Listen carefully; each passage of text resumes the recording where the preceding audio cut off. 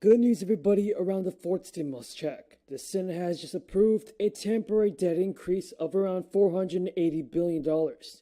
So in this video, I'll be going over the most important stimulus check information that I want you to know. So welcome back to the channel, everybody, and I hope all of you guys are having a great day. So that we don't have to deal with this in the future and can focus on real crises?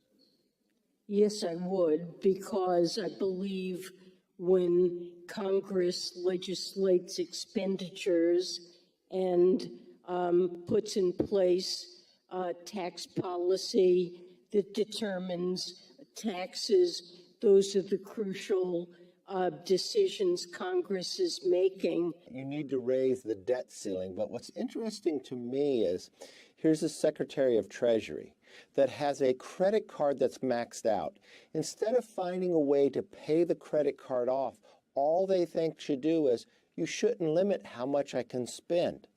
That is what's put us in this problem. That is what has increased inflation that we haven't seen in decades. That is why we've got one of the worst jobless numbers that we've had in quite some time. This Biden plan is putting America on the wrong path.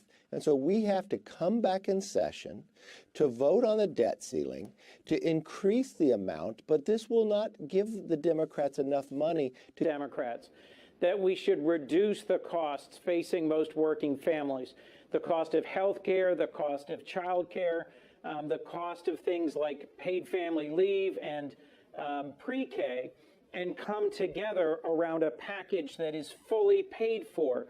We're going to reverse some of the tax giveaways from 2017 to big companies that are paying nothing in taxes to the wealthiest Americans so that we can give a middle-class tax cut and reduce the costs that are weighing on everyday Americans. But that's a package we can all agree on. And I think the ultimate price will be around $2 trillion. But it's the policies that really matter. And as a caucus, we agree. Basically has to pay an extra utility bill or pay as if they're going to the grocery store additional time each month, and inflation is on track to be the highest in 40 years. Mm-hmm. So the more Americans learn about this tax and spend bill, from the giveaway to the wealthy, to the hammering of small businesses, driving jobs overseas, and all those higher prices landing on working families, the less popular every day it becomes. As you well know, passing something in the House, it's about the math, and Democrats have a single-digit majority. Do they find a way to get this massive spending and tax package done? I think there is a very good chance that the tax and spending bill will collapse. One, because the American public is starting to see what's in it. And two, moderate Democrats really do understand they're on their own. They won't be coming back. And no one from the president, Speaker Pelosi, or their progressive colleagues really care about them. Secondly, I think by the end of the year, there will be some time in this country. You are doing phenomenally well. People trying to live on $12,000 a year are not doing very well. You are going to have to pay more in Social Security taxes so that all of our seniors can live in dignity. Where does this land on your priority list going to Washington? I have been a fierce advocate for Social Security, for extending the life of Social Security, for introducing legislation which lifts the cap on taxable income for a very long time. You're talking to the guy who founded the Defending Social Security Caucus, who is also involved in the understanding that the pharmaceutical industry today is ripping off. So the Senate voted in favor of legislation that will temporarily raise the United States' $28.4 trillion debt ceiling and then prevent a national default later this month. Now, the package was approved thanks to a 61-38 bipartisan decision to waive the filibuster, followed by a 50-48 party line vote from the Democrats. Now, if the bill passes the House of Representatives, the debt ceiling will be temporarily raised by $480 billion until December 3rd. So America has been expecting to surpass that ceiling on October 18th, which would have unimaginable consequences for the U.S., as it continues its economic recovery. The passage of a temporary debt ceiling increase can only be a good thing for the economy. But how will it affect working Americans? Everybody, early this week, Treasury Secretary Janet Yellen warned that the U.S. economy could slip into recession if the nation was allowed to default on its commitments. She told in an interview with CNBC that it would be catastrophic to not pay the government bills, for us to be in a position where we lack the resources to pay the government's bills. I fully expect it would cause a recession as well.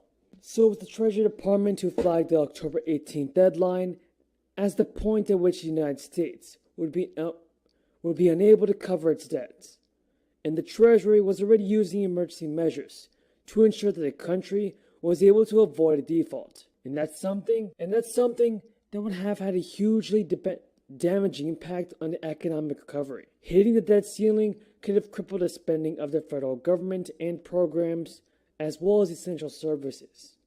The New York Times reports that 65 million Americans who currently receive Social Security benefits could see their payments delayed. Now, the federally funded Medicare and Medicaid programs would also suffer in delays in funding, which would prevent some patients from getting the treatment that they require if allowed to continue for weeks. Folks also know that the expanded child tax credit would likely also have suffered from a debt default, leaving around 35 million families without the payments until the issue was resolved. So the avoidance of an unprecedented debt default is undoubtedly a positive outcome for American people. But the ongoing issue will almost certainly affect the running government in the coming 8 weeks. The legislation only provides a temporary extension, meaning that a fiercely partisan Congress will have an additional priority to fit alongside President Biden's Build Back Better agenda, and the passage of the 12 federal spending bills required to keep the government running. Biden Democratic leaders in Congress will have their work cut out to keep the party together through a very precarious period, and there is a chance that some elements of Biden's legislative agenda may get sidelined to ensure that a more long-term solution to the debt ceiling crisis can be agreed upon. So if you received a letter from the IRS in the mail regarding a math error in relation to your 2020 tax returns, you might owe more money on your next return. The letters notify tax filers about incorrect information regarding stimulus check amounts, and were sent out beginning in the summer. Letters were sent out to the people who claimed the recovery rebate credit on the 2020 tax returns. The credit allowed people who didn't get their first or second stimulus checks to claim them on their returns and receive them as part of a tax refund according to the IRS. This also applies to those who did not receive the full amount in their stimulus checks. The IRS had to correct about 9 million math errors on returns this year, about 7.4 million of which were related to the first 2 stimulus checks. Now also, the IRS sent out about 5 million incorrect math errors. Math error letters which omitted the 60-day time period by which tax filers were able to correct whatever mistakes were made. Due to the failure to notify some 5 million recipients of the time frame, the IRS is allowing an additional 60 days from the time they got their second notice for corrections. Everybody, I want to know your thoughts.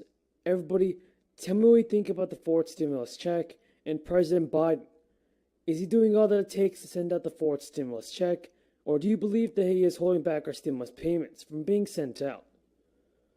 Tell me your thoughts on President Biden, everybody, and the Democrats. Can they get the job done and send out the fourth stimulus payment? Tell me what you think, everybody, in the comments below. So we have a lot of information surrounding the fourth stimulus check in this video. So be sure to stay until the end of this video to find out more information surrounding the fourth stimulus payment. Now here's what President Biden, Nancy Pelosi, and Chuck Schumer are saying about the fourth stimulus.